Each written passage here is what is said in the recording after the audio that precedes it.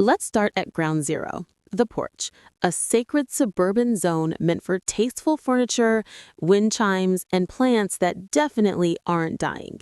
But for Leo, our unsuspecting protagonist, it became something far greater, a cardboard coliseum of dreams. See, Leo's a video game animator, which means he works from home, orders everything online, and probably measures time in Amazon Prime deliveries.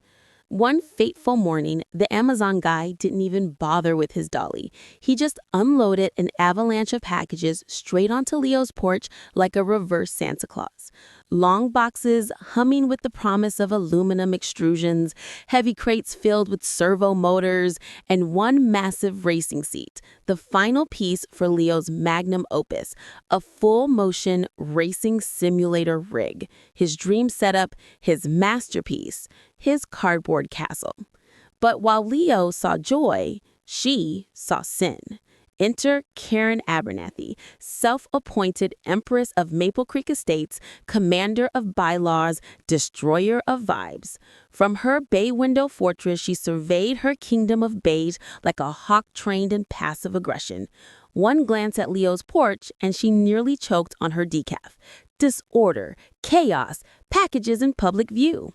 So, naturally, Karen did what Karens do best. Weaponized stationery. She drafted a note so pristine it could have been calligraphy on a cease and desist scroll. Dear neighbor, it began, your porch resembles a loading dock. Kindly remember, our homes reflect our community. The porch is a space for welcoming guests, not a warehouse. Signed, a concerned neighbor. Because nothing screams cowardice like anonymous cursive condemnation. Leo read it, smirked, and tossed it in the bin. Concerned neighbor, yeah, concerned I'm happier than you. He didn't know it yet, but that tiny envelope was the opening volley in what would soon become the Great Package War, a saga fueled by cardboard, caffeine, and the kind of spite that builds monuments. And here's where the suburban symphony begins. One man, one porch, and one woman who just couldn't let boxes be boxes. Because when the HOA sends you a love letter, you've got two options, compliance or glorious escalation. Guess which one Leo picked? So Leo ignored the note. Big mistake. Huge. Because while most neighbors might let it slide, Karen's moral compass spun like a fidget spinner set to vindictive. Within a week, Leo received another envelope. This one bore the unholy trinity. HOA letterhead, embossed logo, and legalese so called it could freeze your soul. Violation notice. Article 7, Section B. Unsightly materials in public view. Translation? $50 fine for having deliveries. That's right. Leo got billed $50 by the aesthetic police for the crime of existing in the modern economy. But Leo wasn't ready to play guess that rule bingo just yet. He moved his packages inside. Problem solved, right? Wrong. Like a shark that smells pettiness, Karen circled again. Leo's next sin? Installing a package drop box, a sleek, gray, weatherproof chest, fully compliant with common sense. Unfortunately, common sense wasn't in the rulebook. Karen called it a permanent storage container, claimed it violated architectural harmony, and struck again. Another $50. By now, Leo's porch was emptier than his patience. So he tried compromise.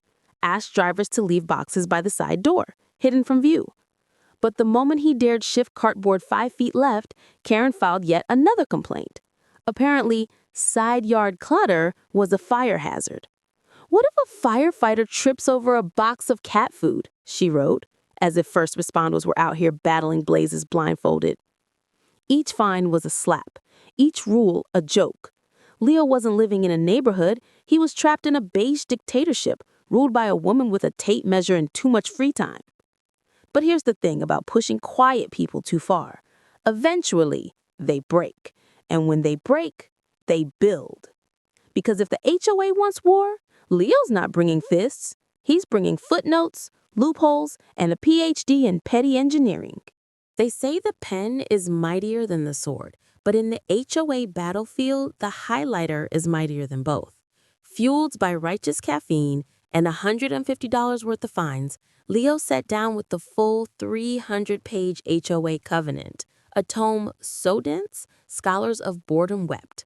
It detailed everything from acceptable shrub height to sanctioned shades of beige.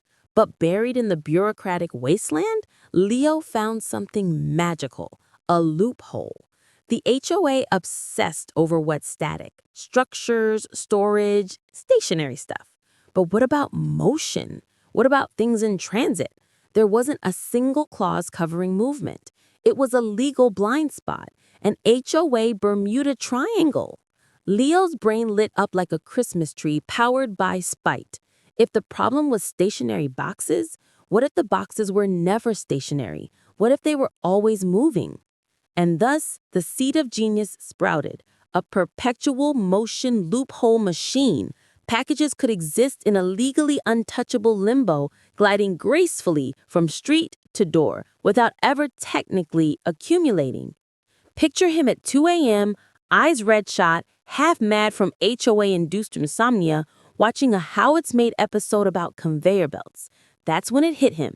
If factories can move bottles, I can move boxes. This wasn't just a solution, it was a revolution. The HOA wanted aesthetic perfection. They were about to get functional art. The bylaws said no storage? Fine. He wouldn't store anything. He'd transport it. Constant motion, no stasis, no violation. Just a smooth, silent hum of malicious compliance. The idea was so absurd, so brilliant, it could only be born from pure frustration, a suburban Rube Goldberg machine of poetic justice. Because when logic fails and rules backfire, there's only one way forward.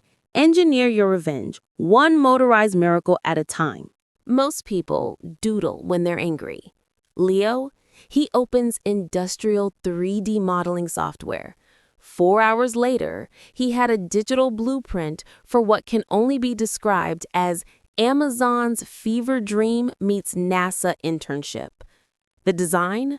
A weatherproof, HOA-compliant, full-length conveyor belt stretching from the sidewalk to his front door. It started with a sleek receiving platform at the curb. Small, elegant, and innocently labeled deliveries. A sensor under the lid. Package goes on, sensor detects, motor whirs to life. The belt glides the box up the lawn under a chic aluminum canopy. Just short enough not to count as a structure, just narrow enough not to count as a fence. And every inch, 100% rulebook legal. The belt would deposit packages into a slot beside his door. No porch clutter, no violations, no mercy. It was like Tesla met Home Alone. Malicious compliance redefined as performance art. When he unveiled the design to his best friend, Dave, the man nearly cried laughing. "You've weaponized your degree," Dave wheezed. "You're no longer Leo, you're a suburban insurgent." But this wasn't just a build, it was a statement, a symbol of resistance. The Carinator 5000 was coming, and it will deliver not just packages, but poetic justice. But first, Leo needed backup, contractors who didn't faint at words like spite engineering.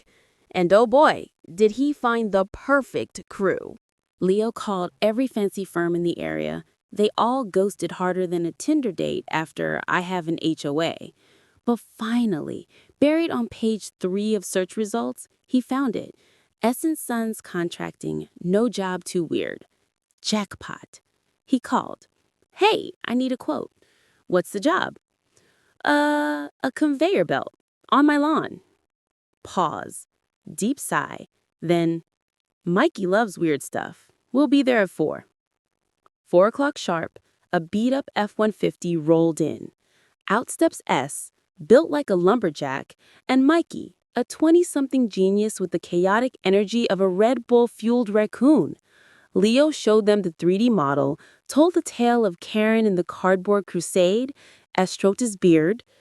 "You want a package freeway to spite your neighbor." Leo nodded. Mikey leaned in, eyes wide. We could use a Raspberry Pi, sync it with an app, add night vision. S cracked a grin. Son, fire up the tools. This man's fighting tyranny. For the next week, the crew transformed Leo's lawn into a construction zone of glory. Karen? Oh, she was watching. From behind her blinds, clutching her pearls, probably drafting 12 new complaints per hour. Day 3. The sun's out, the trench is dug, the belt's half installed. And then, the sirens. A police cruiser rolls up, lights flashing like Justice cosplay. Karen struts out, smugger than a cat on countertops. Officer Miller steps out, clipboard in hand. We've received a report of unauthorized commercial construction. Leo smiles like a man holding aces. Actually, officer, it's a low-voltage landscaping feature. He presents the permit. Real, signed, and city approved. The cop inspects. The belt? Fine. The wiring? Fine. The absurdity? Off the charts. After a long sigh, the kind only 20 years of HOA nonsense can produce, Miller turns to Karen. Ma'am, this is a civil matter. Have a nice day. Karen's face turned 50 shades of furious. The cops leave chuckling. Leo wins. Legally, peacefully, hilariously. But this war wasn't about paperwork anymore. It was about art, vengeance, and RGB lighting. Time for the grand reveal. Weeks of labor later, the Karenator stood ready, sleek, shiny, glorious. Built-in app control, motion sensors, and a full LED light show that would make Vegas jealous. The test subject? 1 pound of artisan coffee beans. The ritual? Sacred. The vibe? Electric. Amazon driver arrives, spots the mysterious platform, shrugs, drops the package, walks off in existential confusion. Leo opens the app. Initiate Operation Morning Brew. Beep. Whir. The belt hums alive. LEDs flash green. The package slides up the lawn in cinematic slow motion, pulsing with light like a spaceship docking. It slips through the slot by the door. Mission complete. The crowd erupts, cheers, fist bumps, high fives. Dave screams, "You did it, you mad genius!" Leo grins. The porch is empty. The HOA silenced, but caffeine secured. But if there's one thing Karen hates more than boxes, it's losing control. In the meltdown was legendary. The cheering drew her out like a moth to misery. She stormed across the street, hair frazzled, sandals flapping, voice cracking. "What is that thing?" Leo smiles. It's a package conveyance system. Fully compliant, problem solved. She sputters. "It's an eyesore. It's industrial. You're ruining the neighborhood." Neighbors peek out. Bob from down the street stops washing his car. The Bramwells stroll over. A crowd gathers. Leo raises his voice. "Everyone, let me explain." He lays it all out. The fines, the notes, the nonsense. I followed every rule, every single one. This is the result. Silence. Then laughter. Snickers from the crowd. Even Bob cracks a grin. Karen's armor, public approval, shatters. She looks around, sees no allies, only amusement. The HOA queen dethroned by applause and LEDs. She flees. Door slam, curtain call. With Karen gone, Maple Creek transformed. The tension vanished. Lawns relaxed. Dandelions dared to bloom. The air, lighter, freer. A few weeks later, a for sale sign sprouted in Karen's perfect yard. She packed her wicker throne, loaded the car, and drove off. No wave, no words, just silence. Leo watched from his porch, coffee in hand, conveyor belt gleaming beside him. The war was over. Peace by paperwork. Victory by motion. But legends don't just fade, they evolve. And Leo's machine, it became more than a project. It became a landmark. Word spread. Teens took selfies with it. Delivery drivers left notes like, "Enjoy the ride." Neighbors who once whispered now waved. Even the Bramwells sent cookies and a request for a grocery version. Leo politely declined. Some monuments must stand alone. Across the street, Karen's old house found new life. A family with kids, laughter, and chaos. Toys in the yard, bikes on the driveway, the sound of actual joy. Leo leaned back, phone in hand.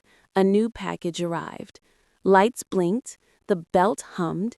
His creation, equal parts genius and revenge, moved silently across the lawn, proof that creativity beats conformity. As the package slipped inside, Leo smiled. "It wasn't war," he said. "It was problem solving." And in that hum of motion, in that quiet triumph, every over-policed porch across suburbia found hope.